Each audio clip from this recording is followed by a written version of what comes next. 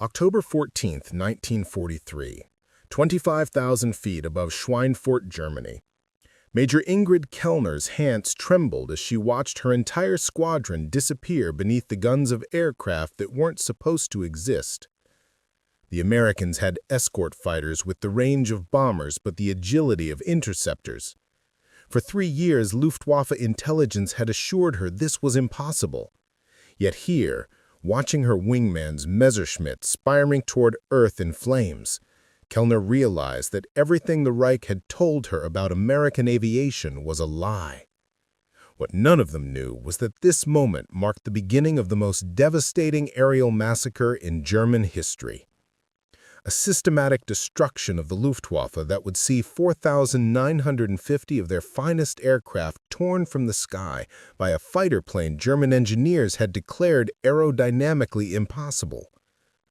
The autumn rain drummed against the windows of Luftwaffe headquarters in Wild Park West, as Oberstleutnant Greta von Richter studied the intelligence reports spread across her mahogany desk.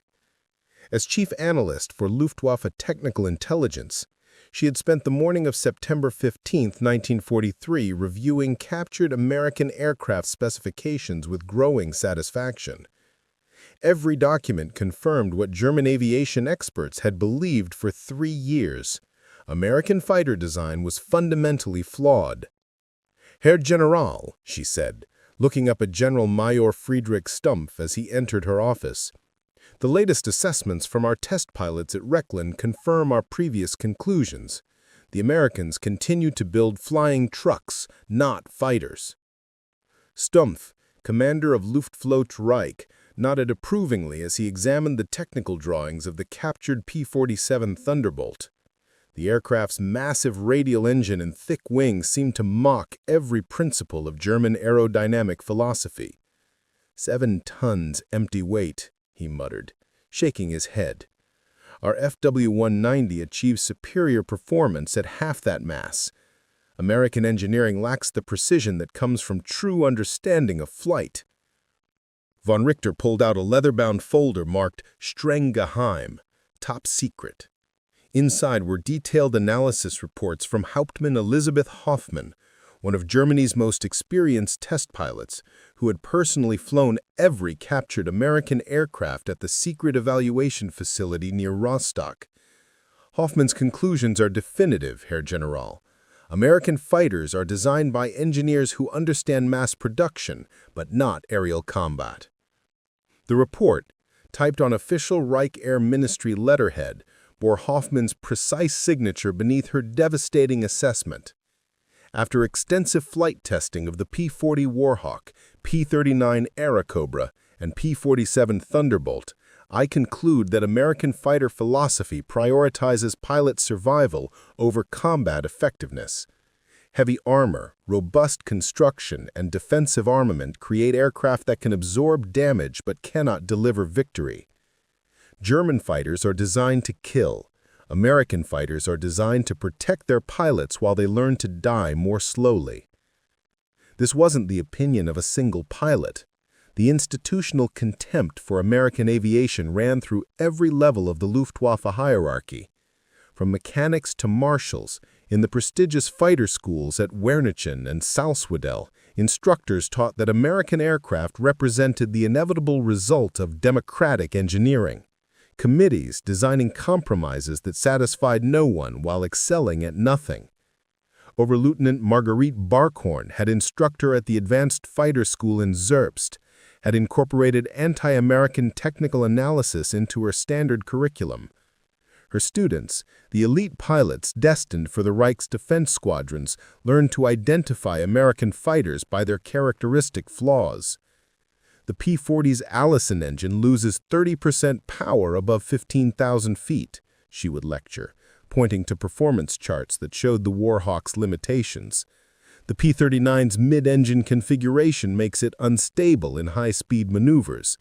The P-47 climbs like a pregnant cow and turns like a freight train. These assessments weren't based on prejudice. They reflected genuine combat experience. Major Rosemary Galland, sister of the famous Adolf and herself an accomplished pilot with 47 confirmed kills, had personally engaged American fighters over Tunisia and Sicily. Her combat reports, filed with meticulous Prussian precision, documented consistent German superiority in air-to-air combat. Engagement with 6 P-40s southeast of Tunis, March 14, 1943. American formation maintained rigid discipline but lacked individual initiative. When attacked from above, they attempted defensive turning rather than aggressive counterattack. Shot down 2 Warhawks with 150 rounds ammunition expenditure. Remaining Americans withdrew to low altitude where their aircraft performed marginally better but remained inferior to our Messerschmitts. The statistics supported this confidence. Throughout 1942 and early 1943, Luftwaffe fighter units maintained kill ratios of 3-to-1 or better against American aircraft in North Africa. Jagdgeschwader 53, operating from Sicily under the command of Oberstleutnant Helge Bennemann, had destroyed 89 American fighters while losing only 23 of their own aircraft. These numbers were celebrated in German aviation magazines and discussed proudly in mess halls across occupied Europe. But the contempt ran deeper than mere technical assessment. Nazi ideology had spent years depicting Americans as a mongrel race incapable of the warrior spirit needed for aerial combat. Reichsmarshal Goering himself had declared that the American pilot fights like a shopkeeper, cautiously, defensively, without the killer instinct that separates warriors from merchants. British. This racial theory seemed validated by early encounters with American pilots. Lieutenant Christa Weber, flying with Jagdgeschwader 27 based at Trapani, had written to her mother in Hamburg. The American pilots are individually brave, but they lack the hunting instinct that makes a true fighter pilot. They fly in formations like migrating geese, following predetermined patterns rather than seizing tactical opportunities. When separated from their formations, they become lost and vulnerable. The German assessment wasn't entirely wrong about early American fighters. The P-40 Warhawk was indeed limited by its Allison engine, which produced maximum power only at low altitudes. The unusual P-39 Airacobra, with its engine mounted behind the pilot, had been largely rejected by American forces and shipped to Soviet Union. Even the mighty P-47 Thunderbolt, when it first appeared over Europe in April 1943, seemed to confirm German prejudices about American design philosophy. Hauptmann Ursula Marseille, cousin of the legendary Hans Joachim and herself a formidable pilot with 34 kills, had encountered the first P-47s over the Ruhr Valley.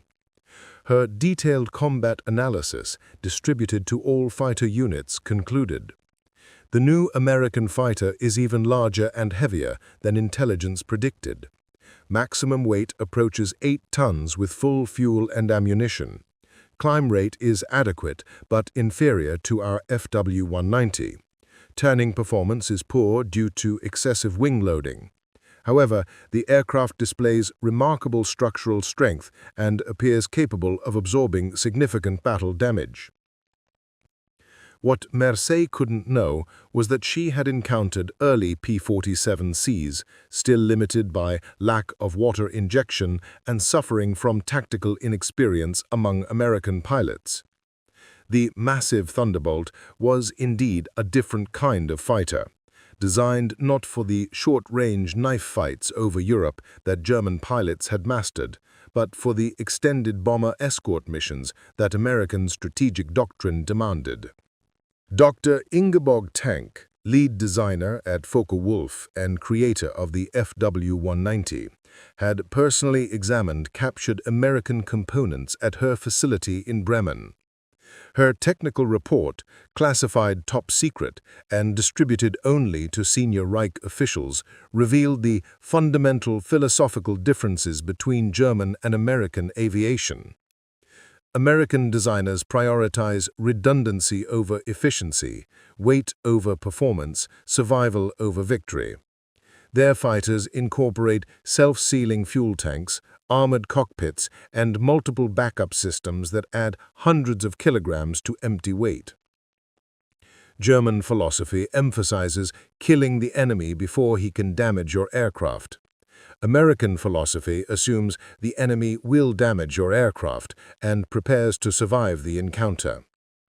This difference in design philosophy reflected deeper cultural divisions that Nazi ideologists eagerly exploited. German fighters were built for Aryan warrior pilots who would rather die gloriously than retreat ignominiously. American fighters were built for democratic citizen soldiers who valued their lives and expected to return home after the war. The Technical Intelligence Service, under the direction of Oberst Eve Peterson, had catalogued every captured American aircraft component with Teutonic thoroughness. Their workshops at Rechlin contained engines, propellers, instruments, and weapon systems from dozens of shot-down American fighters. Each component was disassembled, analyzed, and compared to German equivalents.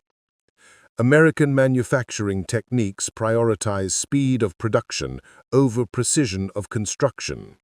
Tolerances are wider, materials are heavier, and quality control accepts imperfections that would be rejected in German factories. They build 10 mediocre fighters in the time we build one excellent fighter.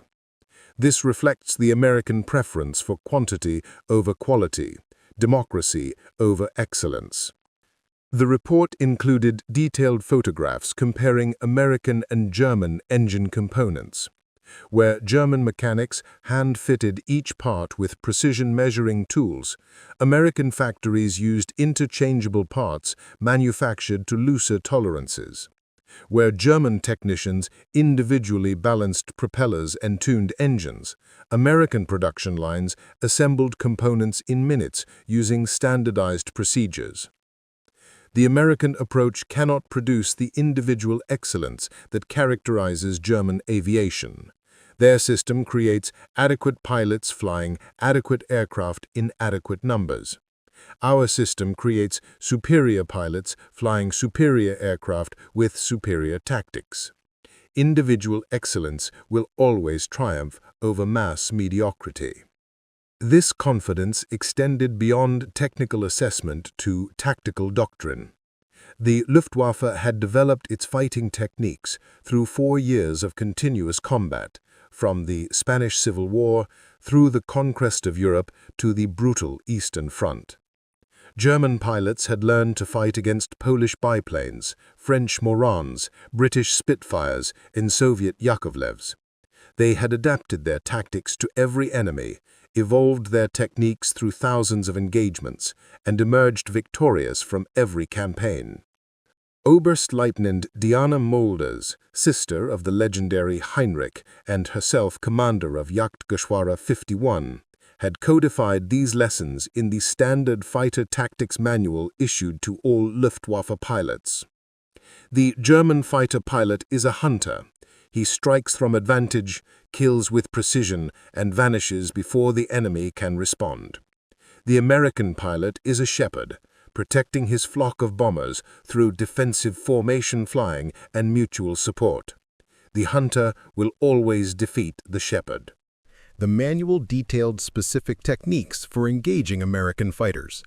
Against P-40s, German pilots were instructed to force combat above 15,000 feet where the Allison engine lost power. Against P-39s, they should avoid head-on attacks where the 37mm cannon was most effective, and instead engage from the sides where the Aerocobra's unusual center of gravity made it unstable. Against P-47s, they should use superior climbing ability to maintain altitude advantage and avoid prolonged turning fights where the Thunderbolt's superior firepower could prove decisive. These tactics had proven devastatingly effective. Major Brunhild Hartmann, leading ace of Jagdgeschwader 52 with 67 confirmed victories, had personally shot down 23 American fighters using the prescribed techniques. Her victory credits included 11 P-40s, 7 P-39s, and 5 P-47s, achieved without suffering significant damage to her own aircraft. American pilots fly like students following textbook procedures, she had written in her personal memoir, published by the Nazi Party publishing house in 1943. They maintain formation discipline when they should break for individual combat. They follow predetermined routes when they should improvise based on tactical situation. They protect each other when they should hunt the enemy. This defensive mentality reflects their democratic weakness. They value preservation over victory. The institutional arrogance extended to German aircraft manufacturing.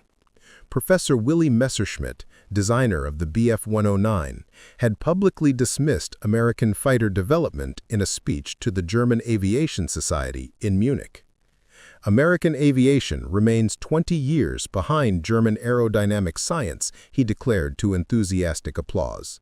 They build fighters the way they build automobiles, heavy, comfortable, reliable, but without the aerodynamic refinement that comes from true understanding of flight. Messerschmitt's confidence seemed justified by performance comparisons. The latest Bf-109G could climb to 20,000 feet in under 7 minutes, compared to nearly 10 minutes for the P-47. The German fighter could reach 390 miles per hour at 22,000 feet, while the Thunderbolt managed only 350 miles per hour at the same altitude. In turning combat, the lighter Messerschmitt could outmaneuver any American fighter then in service. Similar confidence characterized the design team at Focke-Wulf. Dr. Tank's FW-190 had shocked Allied pilots when it first appeared over France in 1941, demonstrating performance superior to the Spitfire V in every category except turning radius.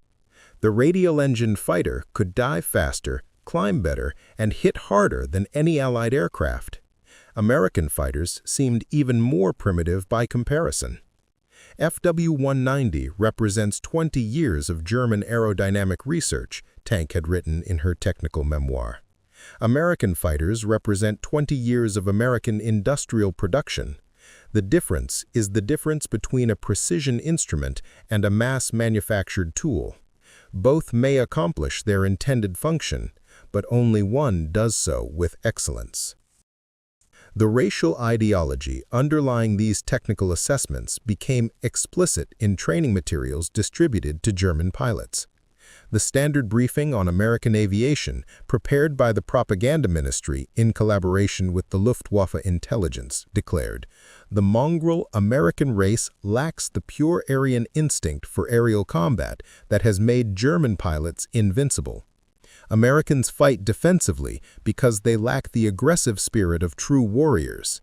They build heavy fighters because they lack the confidence to engage in pure air-to-air combat. They rely on numbers because they cannot achieve individual excellence." This propaganda found receptive audiences among German pilots who had dominated European skies for 4 years. Lieutenant Petra Rall, youngest daughter of the famous Gunther and herself a rising ace with 19 kills, captured the prevailing attitude in her diary entry from August 1943. "Today we engaged a mixed formation of P-40s and P-47s over the Rhine. The Americans flew in rigid formations, refused individual combat, and withdrew when pressed. Their aircraft may be adequate for ground attack, but they are no match for German fighters flown by German pilots. The blood of Prussian warriors flows in our veins. The blood of shopkeepers flows in theirs." Yet even as German pilots celebrated their superiority, American factories were completing production of an aircraft that would shatter every assumption the Luftwaffe held about American aviation capability. In the industrial suburbs of Inglewood, California, North American aviation was putting the finishing touches on a fighter that combined British aerodynamic science with American manufacturing efficiency to create something genuinely revolutionary. The P-51 Mustang had begun as a British requirement for a long-range fighter, designed by North American's team under the direction of Edgar Schmude, and German-American engineer who understood both European aerodynamic theory and American manufacturing methods. The resulting aircraft incorporated the best of both traditions: the laminar flow wing design that minimized drag, the Packard-built Merlin engine that provided power at altitude, and the manufacturing techniques that enabled mass production without sacrificing quality. But German intelligence knew nothing of these developments. Their agents in America reported on visible aircraft production but could not penetrate the security surrounding advanced development programs. The Technical Intelligence Service continued to analyze captured early-model American fighters while remaining completely unaware of the revolution occurring in Inglewood. British. The mathematical implications of American production capacity should have terrified German planners if they had understood them. By September 1943, North American Aviation's Inglewood plant was producing 400 P-51s per month from a single factory. Ford's Willow Run facility was building 400 B-24 bombers monthly. Republic Aviation was manufacturing 600 P-47s per month. Grumman was delivering 400 F-6F Hellcats monthly for naval operations. Total American fighter production exceeded 2,000 aircraft monthly, compared to Germany's peak production of 800 fighters per month, achieved only by using forced labor from across occupied Europe.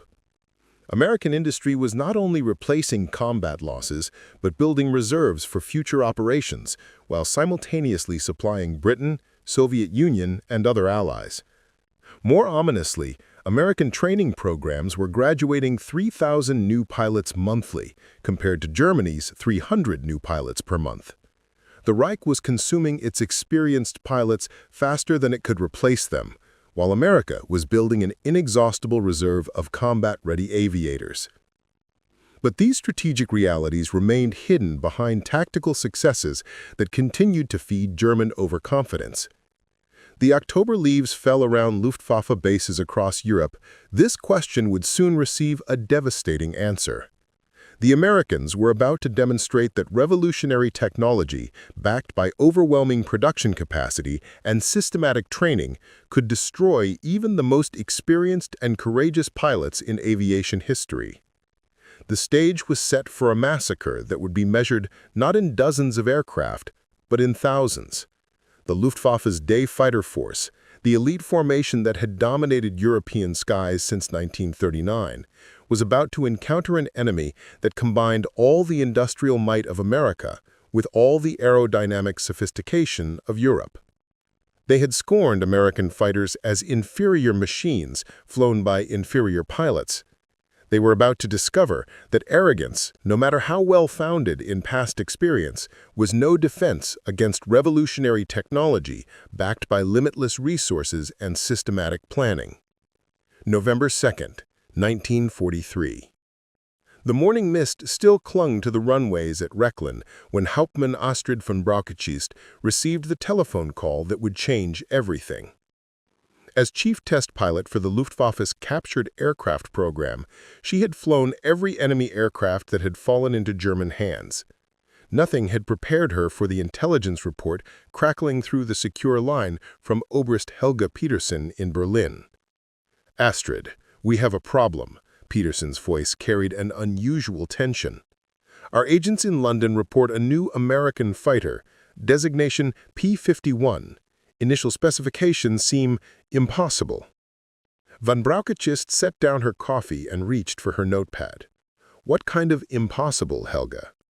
"Combat radius of 750 kilometers, maximum speed of 700 kilometers per hour, service ceiling of 12,500 meters, all while maintaining the agility of a short-range interceptor."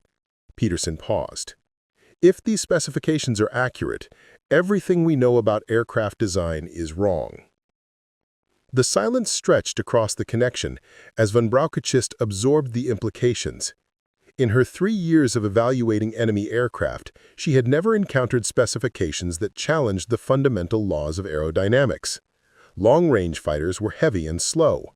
Fast fighters were short-ranged. Agile fighters carried light armament. The P-51s seemed to violate all these established principles. "Have we captured any examples?" von Brockhachist asked.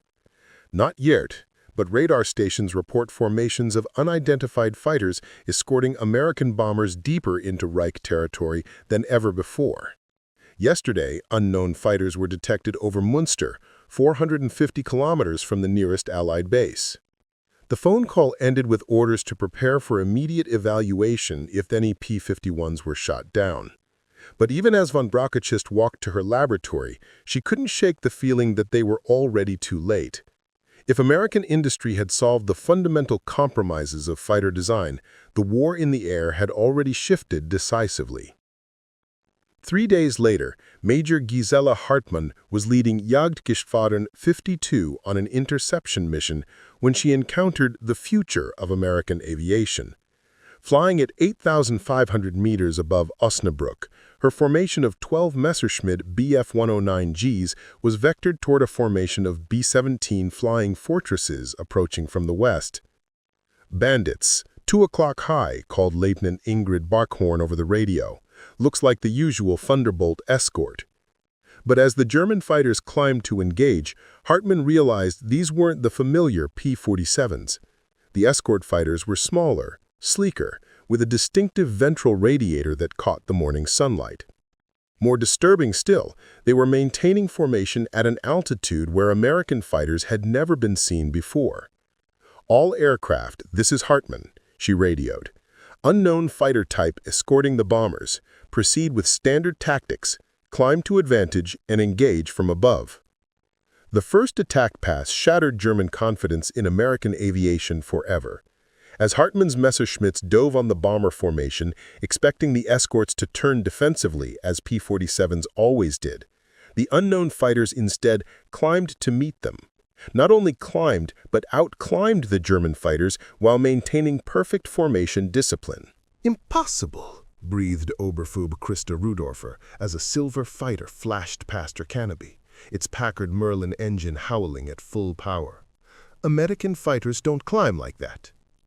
The engagement that followed lasted 17 minutes and ended German illusions about air superiority. The mysterious American fighters, P-51B Mustangs of the 354th Fighter Group, demonstrated performance that seemed to violate every principle of aircraft design the Luftwaffe understood. Lieutenant Margarete Galland, niece of the famous Adolf and a skilled pilot with 31 victories, found herself in a turning fight with a Mustang that outturned her Bf-109G at high altitude. "He stays with me through every maneuver," she radioed desperately. "This American pilot flies like one of us, but his machine performs better than ours." The statistics from that engagement would have been dismissed as propaganda if they hadn't been witnessed by so many German pilots. The 354th Fighter Group shot down 7 Messerschmitts without loss, including Galland's aircraft. More shocking still, the Mustangs continued escort duties for another 300 kilometers before returning to base, a round trip that would have been impossible for any previous American fighter. Hartmann herself barely escaped, nursing a damaged Bf-109G back to Vechta with 127 bullet holes in her aircraft. Her after-action report, filed that evening, marked the beginning of the end for German air superiority. "New American fighter designated P-51 demonstrates performance superior to our aircraft in all categories except initial acceleration. Enemy pilots displayed tactical sophistication equal to our most experienced veterans. Recommend immediate revision of engagement protocols and urgent investigation of enemy technical capabilities." But even as German intelligence scrambled to understand the P-51's capabilities, American production lines were delivering hundreds more Mustangs to bases across England. By December 1943, 5 fighter groups were equipped with P-51Bs, and North American aviation was producing 400 Mustangs monthly from their Inglewood plant alone. The mathematical reality was becoming inescapable. Each month, American factories delivered more fighters than the entire Luftwaffe possessed. Each month, American training programs graduated more pilots than Germany had lost since the beginning of the war. The Reich was fighting an enemy with effectively unlimited resources who had finally developed the technology to utilize those resources effectively. Major Hannelore Marseille, commander of Jagdgeschwader 77, experienced this reality firsthand during the December 20th mission over Bremen. Leading 18 Focke-Wulf 190s against a formation of B-24 Liberators, she expected another routine interception.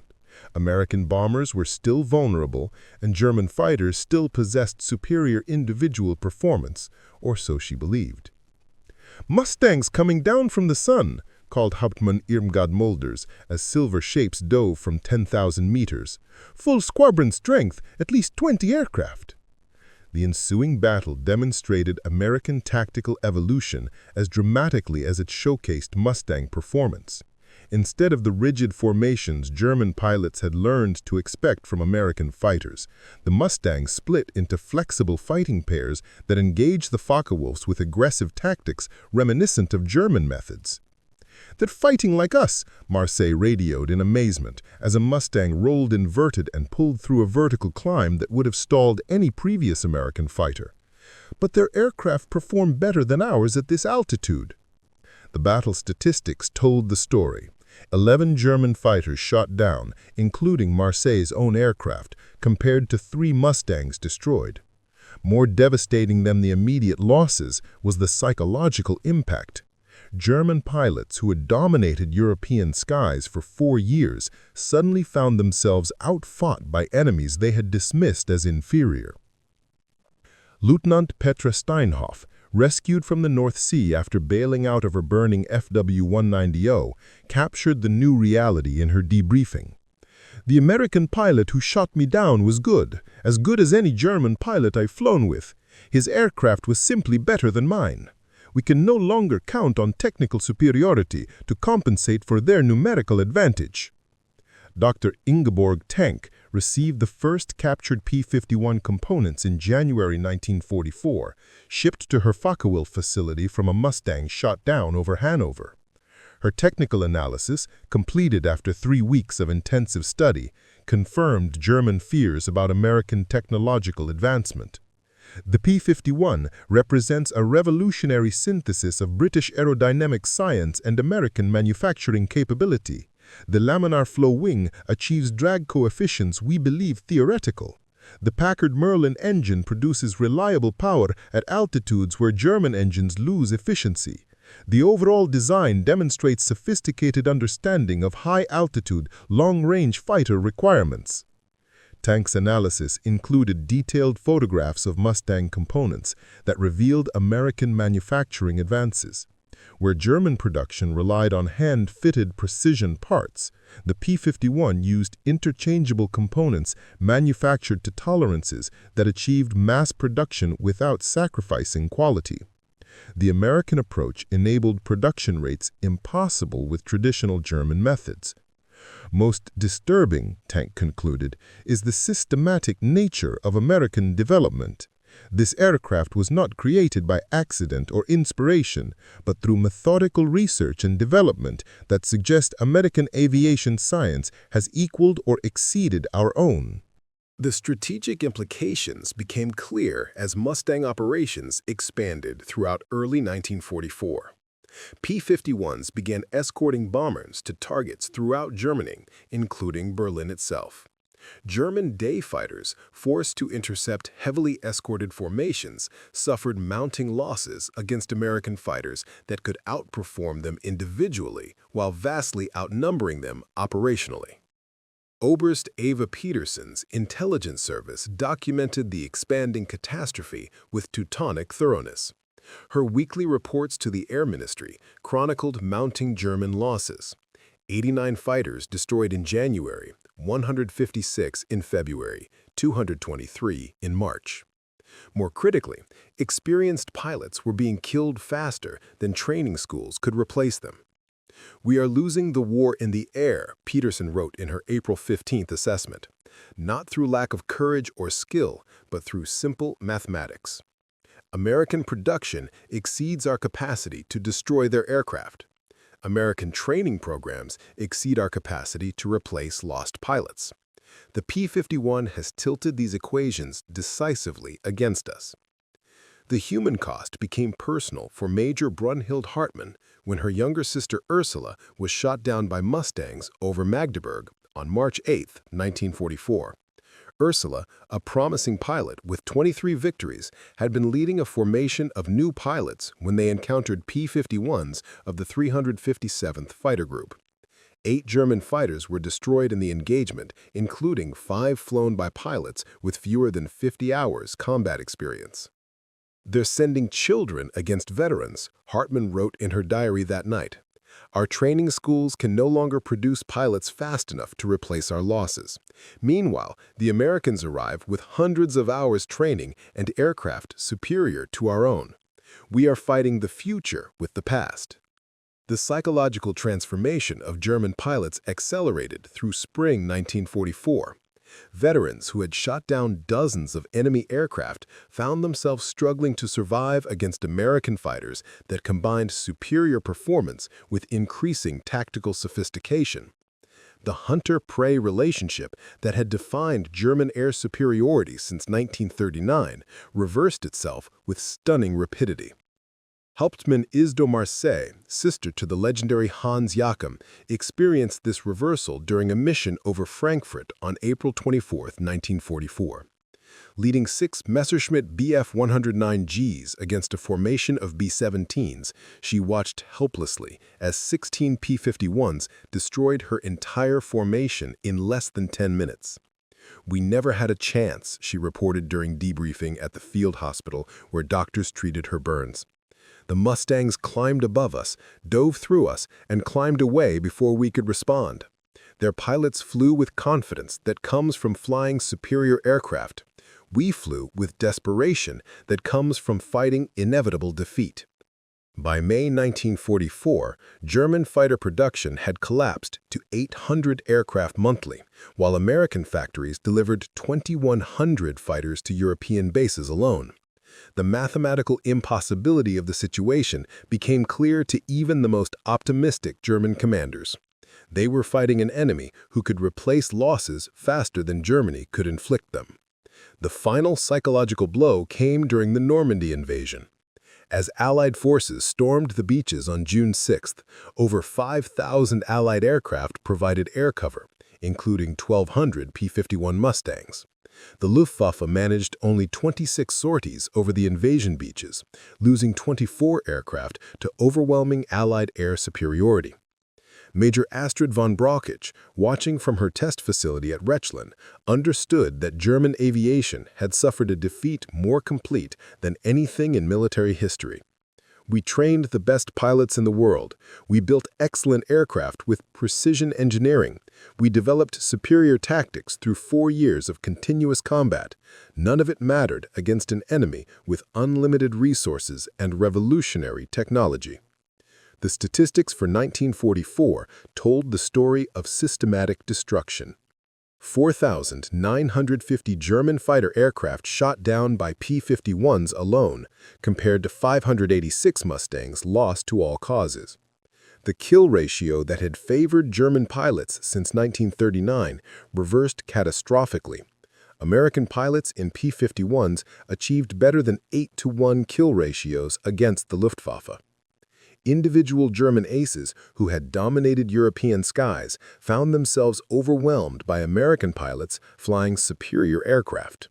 Major Gisela Hartmann, leading ace of Jagdgeschwadron 52, was shot down 3 times by Mustangs before being permanently grounded in August 1944. Her final combat report captured the transformation. "The Americans no longer fly like students. They hunt like professionals, flying aircraft that performed better than anything we possess." The industrial reality underlying this transformation staggered German comprehension. While Reich factories struggled to build 800 fighters monthly using forced labor and increasingly scarce materials, American production lines delivered over 15,000 P-51 Mustangs in 1944 alone. Each aircraft represented not just individual superiority, but systematic advantage that Germany could never match. Dr. Tonk's final assessment, written in November 1944 as American forces approached the Rhine, acknowledged complete German defeat in aviation technology. The P-51 Mustang represents everything we failed to achieve: long range without compromising performance, mass production without sacrificing quality, systematic development without abandoning innovation. American aviation has surpassed German science through superior resources applied with equal intelligence. As 1944 ended, the Luftwaffe's day fighter force had been effectively destroyed. Surviving pilots flew obsolete aircraft against overwhelming numbers of superior enemies.